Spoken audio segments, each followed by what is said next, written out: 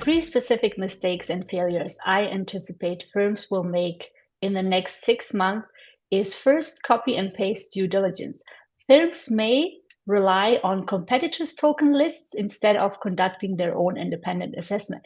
However, it's not sufficient to list a token because it simply appears, for example, on Binance.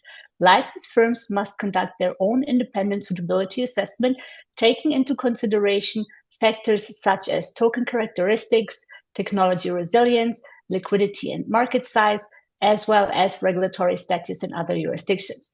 Second would be the set and forget trap, as suitability is often treated as a one-off check.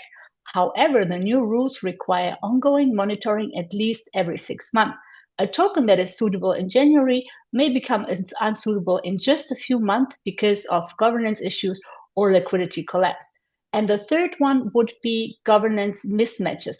Firms may fail to align their token offering and classifications on their license type and client segments. A token that is high in volatility and low in liquidity might be suitable for professional clients brokerage, however, is not mostly appropriate for retail clients.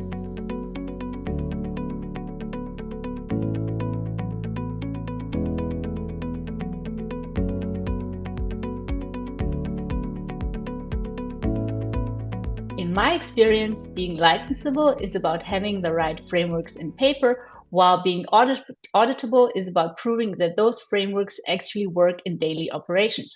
Licensability is about design. It's the documented procedures and policies, as well as risk and governance frameworks that meet regulatory expectations at the time of authorization. It's largely a static, forward-looking exercise. Auditability, by contrast, is about execution and evidence.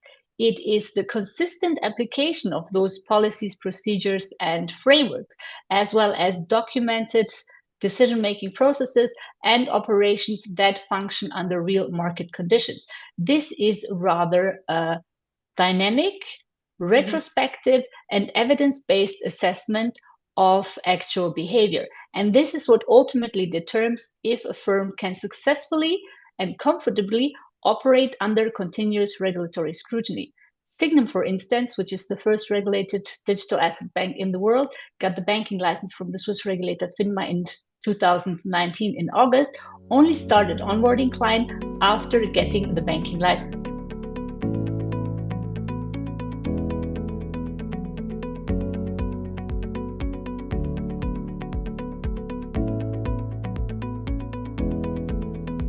Self-regulatory bodies can mitigate regulatory arbitrage through harmonization of rules by aligning on minimum standards. Practically, that means establishing common baselines across the GCC for topics such as custody security, stablecoin issuance, or token classification. When the rules and regulatory frameworks are harmonized, companies tend to compete on execution and innovation and not on regulatory gaps. The growth can be permitted by ensuring that a pragmatic and technology neutral regulatory approach is applied that is in line with the principle of proportionality.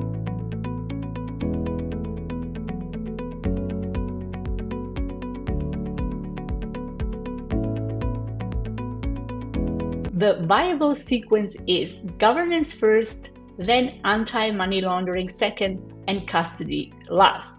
Governance comes first because it defines the asset universe, risk appetite, the accountability, and decision price.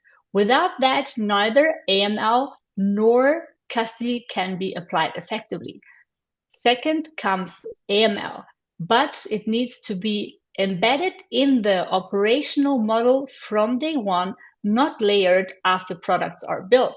Otherwise, if a custody solution doesn't have proper crypto AML controls in place, this can lead to illicit funds being sent to that institution, failed audits, and that can ultimately put the entire license at risk. Last comes custody because it can be operationally complex and it only makes sense once the institution can ensure that its custody setup and offering is aligned with the implemented governance and compliance frameworks.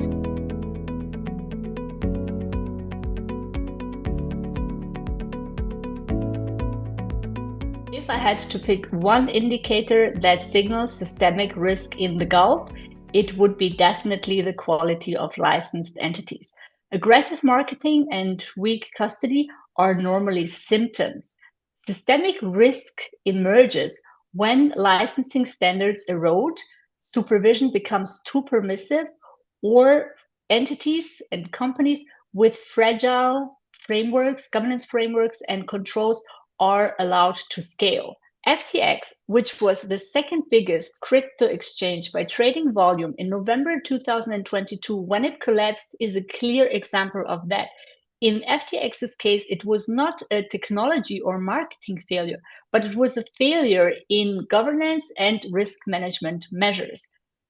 When companies start accumulating risks faster than auditors and regulators can see, understand, or intervene, then the market has entered a systemic risk phase, even if no single failure has occurred yet.